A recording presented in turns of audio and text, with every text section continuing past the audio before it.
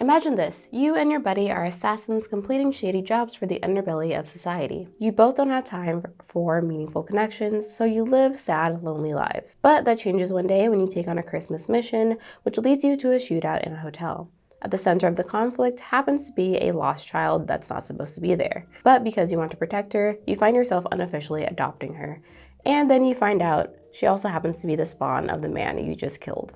If you find yourself in this situation, you may have stumbled upon arguably one of the funniest and most relatable shows of the year, Buddy Daddies. A series that, unlike other anime that promote escapism through fantasy, action, and OP abilities, instead makes you crave a simple, mundane life with a partner and a child. Welcome in, my friends. Hi, if you're new here, my name is Phoenix, and today we'll be discussing the wholesome assassin anime, Buddy Daddies, and how it proves that it's more than just a Spy Family ripoff, but also how it kind of falls short when it comes to some controversial tropes that it relies on to end up being popular. Let's talk about it, but before we do, make sure to grab your cup because it's time to spill the anime tea. Of course, I have my backup tea right here. I'm drinking matcha today. Like many other anime series, Buddy Daddies relies on the found family trope. Fans love stories where a group of misfits kind of end up together and find each other in these comedic but wholesome dynamics that kind of melt your heartstrings. Bonus points if you add a baby or a child in there with indifferent or uninitiated adult characters who have to end up taking care of them, and fans will eat that shit up. And by fans, I mean me. I am fans. Fans is me. Another series that also really capitalizes off of this dynamic is Spy Family. Spy Family, the anime came out before Buddy Daddies, of course, and the manga was running a couple of years before that as well. So a lot of people like to refer to Buddy Daddies as the gay Spy Family or like a spin-off of the series. But if you look at any review of Buddy Daddies, the first thing that people say is to not refer to it as a Spy Family ripoff or clone because it is different. Yet here we are still referring to it as that. I mean, we can't really help it. They have so many aspects and dynamics that are so similar in their storytelling. Found family trope, of course, number one, but also parents with really shady jobs. There's also a super adorable little kid. Again, these series are copying off a formula that has been working for decades. Even Buddy Daddies, with the added fact that it's two men raising a young kid, is still nothing new. I mean, if you look back, not even like 2 decades ago, you'll see lots of examples of guys raising kids in really funny, silly ways. But I think the strength of Buddy Daddies is that it doesn't really have to do anything new when it comes to this dynamic, because a really underappreciated aspect of storytelling is the ability to retell a cliched story or dynamic in a way that's still really successful. And I believe Buddy Daddies does just that. By placing the focus not solely on the action or comedy, kind of like how Spy Family does, Buddy Daddies instead focuses on the everyday joys and struggles of raising a child for the first time.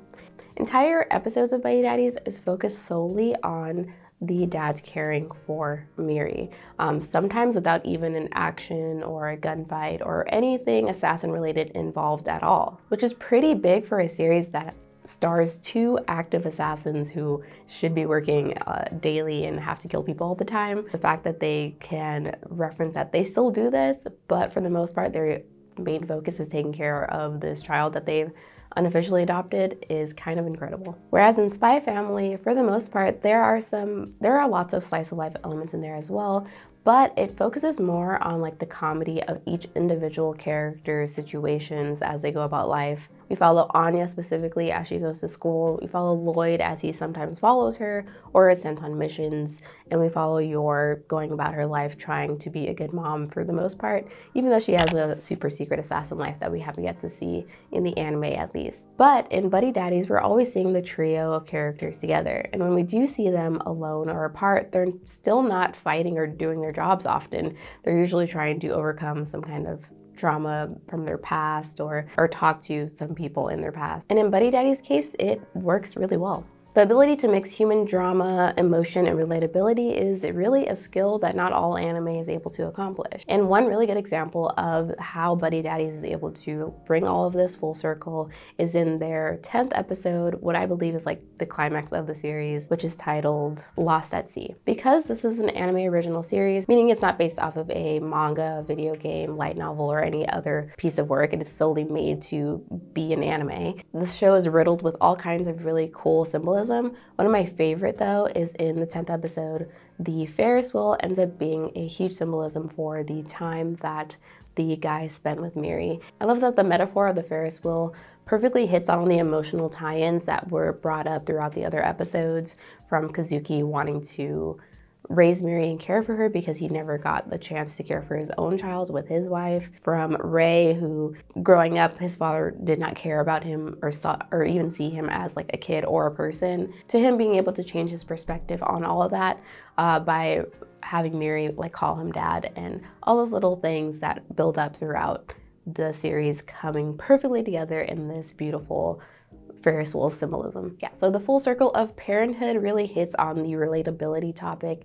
I mean, even I'm not a parent yet, but I have a niece who helped me be able to relate to this series so much. And I've even talked to another parent, specifically Rob from Dad Needs to Talk, like last month or so. We had a discussion about what anime we were watching this season, and Buddy Daddies came up. And Rob, who is a dad himself of a toddler, said he really related to the series and in trying to teach them lessons and be patient. I think that's an aspect of Buddy Daddies that Spy Family kind of misses or doesn't touch on as much, because in Spy Family, it feels like we are more supposed to just love Anya as a character. You know, we love that she loves peanuts and hates carrots and all these little wacky things about her and her personality, but it doesn't make me want to like be around kids or have kids or enjoy having a family as much as Buddy Daddies does, because Buddy Daddies makes us fall in love with the process of having a family, whereas Spy Family makes us fall in love with the individual characters in the show. And it's really rare to watch an anime that actually shows you something that you can attain in real life. It kind of reinforces this fact that everyone can have a family, everyone can have people that they care about in the end. Even though Buddy Daddies kind of relies on this tired trope that I'm getting a little tired of, and I think other people are too, which also harps on the fact that it's not actually inclusive in terms of representation of all families being together. Let's talk about it. So does this show emphasize the everyday aspects of raising a child in a realistic and relatable way? Yes. Does it have some pretty well done emotional tie-ins between the assassin main characters and the willingness to hold on to humanity that a child provides? Yes. But we can't ignore the elephant in the room, and the fact that, for better or for worse, the show highly relies on being Fujoshi Bait. You can tell a series is Fujoshi Bait when two eligible male characters who the audience has never told the sexuality of are placed into situations where they are around each other all the time. And it's different from BL, because in BL, for the most part, the main focus is always on the characters' sexuality or questioning their sexuality. But in Buddy Daddies and other Fujoshi Bait shows, this is not the case. Just like how Shonen Jump and other shonen magazines have started to promote more attractive bishonen and biseinen character designs in the past several decades to broaden the appeal of fan bases beyond just, young boys, and more so towards the increasing amount of women consuming their titles, modern original anime has begun to follow suit. Do you guys remember Millionaire Detective? Great Pretender? These titles have one thing in common with Buddy Daddies, and that's that they all star attractive, passionate men and questionably more than platonic relationships with the other people in the show. So yeah, none of these series explicitly talk about the sexuality of the characters, but they do other things to help insinuate that there may be more than meets the eye to their relationship. At least to a trained Fujoshi who knows that they can read between the lines and create a really fantastic, interesting, possibly doujinshi or other creative work based off of the series that they can later sell, and that in turn helps to promote the series for these other companies without them really having to do much extra work. All these things I discuss in more depth in my How Shoujo Changed Shonen video that you can watch up here. Little things like characters touching, accidentally bumping into each other, calling each other partner, cooking for one another, leaning on each other, raising children together, and all other similar things. It's a complex form of fan service that people either really, really love or really, really hate, and there's kind of not a lot of people who are in between. Personally, I enjoy really funny and heartwarming series like Buddy Daddies, and I think it's okay to occasionally ship some characters sometimes. I personally don't ship Kazuki and Rei because I don't know, I just don't. I also think it's important to distinguish that these types of shows are just meant to appeal to a certain demographic of people, and they are not actual replacements for stories about actual gay people and their relationships with one another and them as individuals. And I think people get that, I think a lot of new fans kind of get that confused when watching these types of shows, which leads to a lot of discussion and vitriol between fans in the anime community. Again, it's important to distinguish and say that these shows are not gay, but they throw in just a little bit of gay to be interesting enough to people who would find that appealing. While still in the end making sure that we know as an audience Kazuki is still courting and dating women on the side.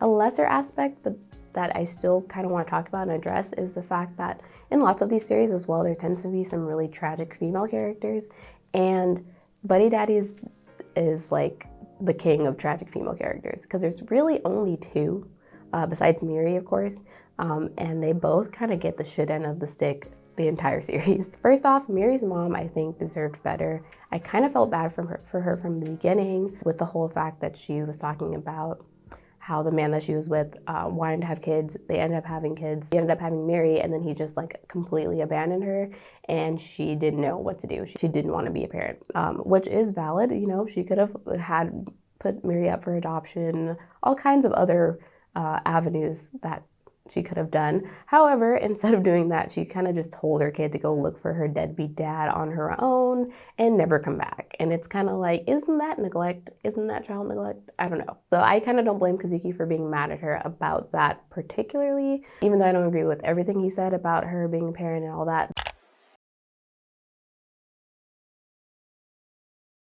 And I honestly think that Miri's mom deserved a little bit better, and I feel like they could have found a way to like be in her life still, but I digress. Another tragic character is Kazuki's wife, Yuzuko, who was like tragically killed in like an accident that involved Kazuki being on the job and she just accidentally being there. And there was lots of visual flashbacks and things towards Yuzuko being pregnant and like they were expecting a child, and so it's like super extra tragic on top of that.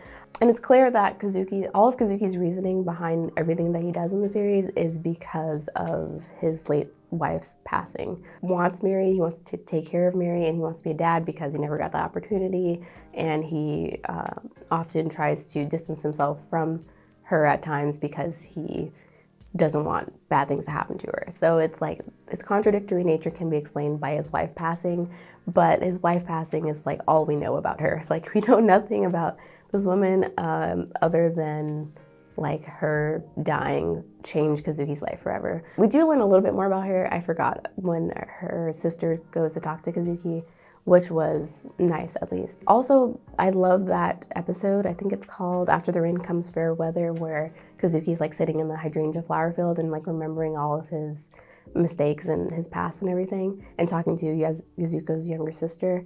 And the blue hydrangeas around him are supposed to represent his late wife, who apparently loved the color blue and also hydrangeas, but also the flower language of hydrangeas is pretty sad. It's like about regret and wanting to apologize but not being able to, and that kind of sums up Kazuki's whole backstory.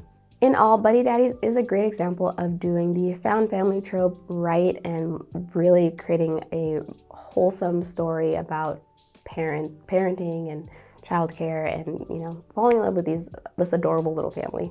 I don't even really care that it took so much inspiration from Spy Family because it ended up creating something so much more deeper than Spy Family has shown us so far in the anime at least. So I think that it's totally fine if it started as a ripoff of that series but ended up being so much greater. I like these types of stories and how it kind of proves that stories that are made for anime like originally are able to create really satisfying, paced, accurate portrayals of topics through visuals rather than relying heavily on dialogue or exposition like some other adaptations of manga, video games, light novels, and stories do with their transition into anime. More than anything though, I really want to see series like Buddy Daddies open doors for other series that are actually more inclusive. Also, it's always fun to ship characters for sure, but when it comes at the expense of like ignoring an entire group of fans and people who watch and consume as much anime and media that we all do, then it starts to get really old and frustrating. And I just want better from like the stories and the creators that give us our anime and our shows and our movies and things. And it's not like these stories don't exist. There's plenty of manga out there that is actually doing really well and selling well that just does not get animated. And it's this whole complex thing about business and regulations and political things, but still something that should be addressed, I think. Anyway, what do you think about Buddy Daddies? Let's keep talking about it in the comments because I could talk about Buddy Daddies for days. It really was hard to condense all my thoughts into this video. Thank you so much for watching. Let me know who your favorite Buddy Daddy is. I really like Ray. I know everyone loves Ray. He's fantastic. Just look at this art of him. Anyway, but also Kazuki's a great dad and I just like his personality. He's just more boisterous and funny. Either way, both of their relationship with Miri and how Miri has affected their lives is so incredibly wholesome. Anywho, thank you so much for watching and I'll see you guys in the next video. Peace.